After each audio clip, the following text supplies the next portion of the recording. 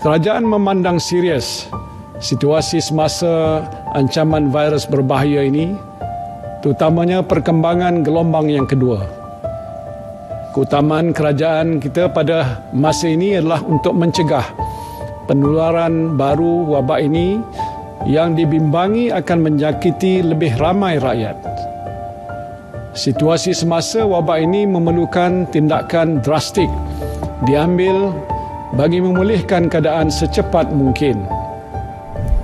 Dan untuk itu kerajaan memutuskan untuk melaksanakan Perintah Kawalan Pergerakan mulai 18 Mac 2020 hingga 31 Mac 2020 di seluruh negara. COVID-19, Perintah Kawalan Pergerakan telah diaktifkan di seluruh negara bermula 18 hingga 31 Mac. Namun, ini bukan bermakna ianya perintah berkurung atau lockdown. Ia adalah salah satu strategi penting negara untuk membendung penularan wabak COVID-19. Dengan menghadkan pergerakan orang ramai, pendedahan kepada penyakit berkurang dan seterusnya akan menghadkan transmisi penyakit COVID-19. Antara langkah kawalan diperkenalkan termasuk: pertama, larangan menyeluruh pergerakan dan perhimpunan ramai di seluruh negara termasuk aktiviti keagamaan, sukan, sosial dan budaya. Untuk menguatkuasakan larangan ini, semua rumah ibadat dan premis perniagaan hendaklah ditutup kecuali pasar raya, pasar awam, kedai runcit, kedai serbaneka yang menjual barangan keperluan harian. Khusus untuk umat Islam, penangguhan semua aktiviti keagamaan di masjid dan surau termasuk solat Jumaat.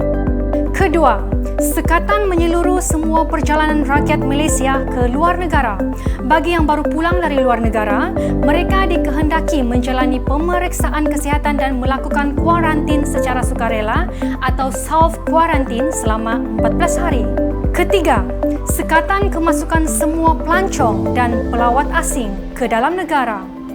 Keempat, penutupan semua taska, sekolah kerajaan dan swasta termasuk sekolah harian, sekolah berasrama penuh, sekolah antarabangsa, pusat tahfiz dan lain-lain institusi pendidikan rendah, menengah dan pra-universiti. Kelima, penutupan semua institusi pendidikan tinggi IPT awam dan swasta serta institut latihan kemahiran di seluruh negara. Keenam, penutupan semua premis kerajaan dan swasta kecuali yang terlibat dengan perkhidmatan penting negara atau essential services iaitu air, elektrik, tenaga, telekomunikasi, pos, pengangkutan, pengairan, minyak, gas, bahan api, pelincir, penyiaran, kewangan, perbankan, kesihatan, farmasi, bomba, penjara, pelabuhan, lapangan terbang, keselamatan, pertahanan, pembersihan, peruncitan dan bekalan makanan. Jika anda mengalami simptom-simptom yang menjurus ke arah COVID-19, pastikan anda mengamalkan kuarantinkan diri, self-quarantine sekurang-kurangnya 14 hari bagi mengelakkan risiko penyebaran virus dengan lebih buruk.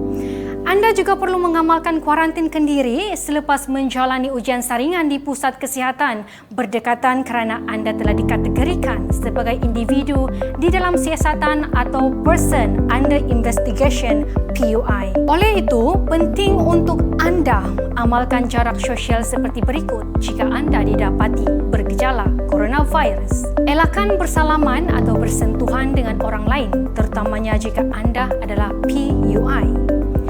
Jarakan diri sekurang-kurangnya 1 meter dari orang lain.